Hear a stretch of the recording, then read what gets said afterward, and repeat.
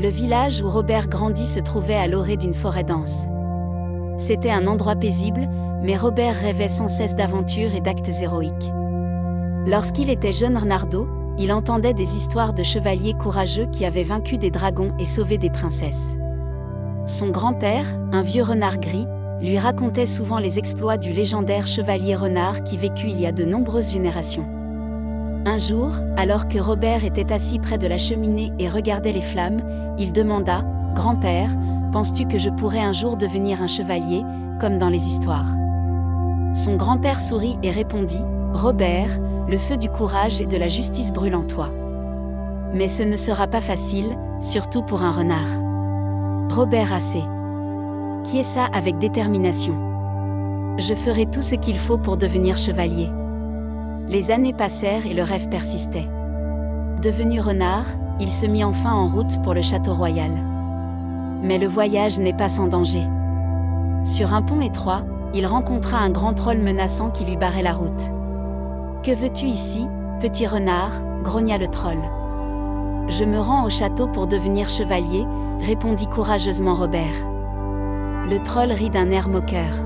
« Un renard comme chevalier, impossible. Aucun renard ne peut me vaincre. » Mais Robert, malin et habile, suggéra « Et si on posait une énigme ? Si tu ne peux pas la résoudre, tu me laisseras passer. » Se sentant supérieur, le troll accepta. Lorsque le troll défia Robert, ce dernier répondit « D'accord, j'ai une énigme à te poser. Si tu peux la résoudre, je ferai demi-tour. Mais si tu n'y arrives pas, tu me laisseras passer. » Le troll rit « Je suis le troll le plus intelligent sous ce pont. » Essaie donc. Robert s'éclaircit la gorge et dit « 3 personnes ont réservé une chambre d'hôtel qui coûte 30 pièces. Elles ont partagé le prix de la chambre en donnant 10 pièces à chacune d'elles.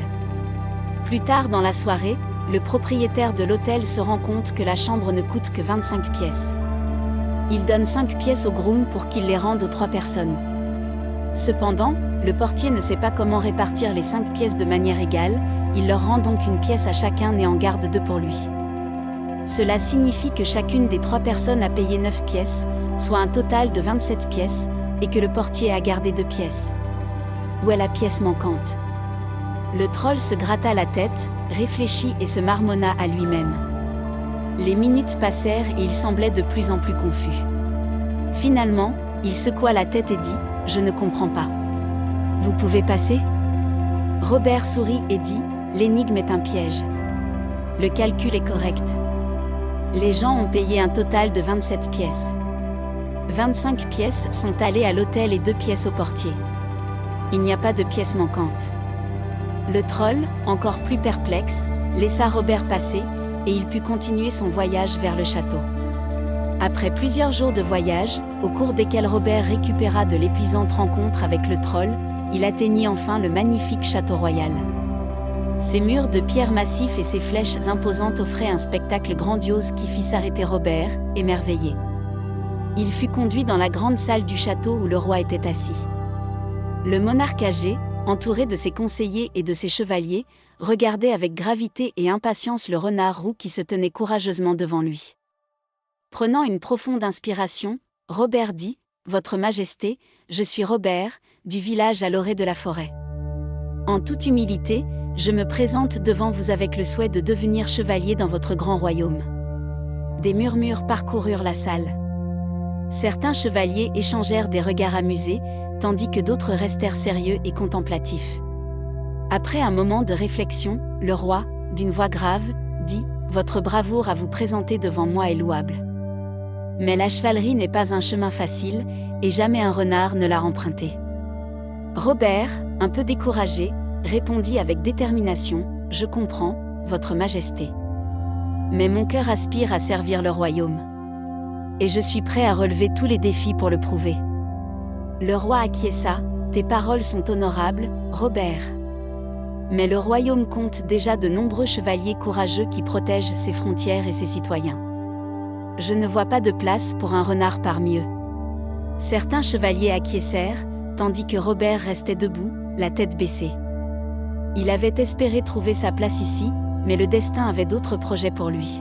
« Vous pouvez maintenant partir, » dit gentiment le roi. Robert sortit de la salle, le cœur lourd, mais il était déterminé à ne pas se décourager.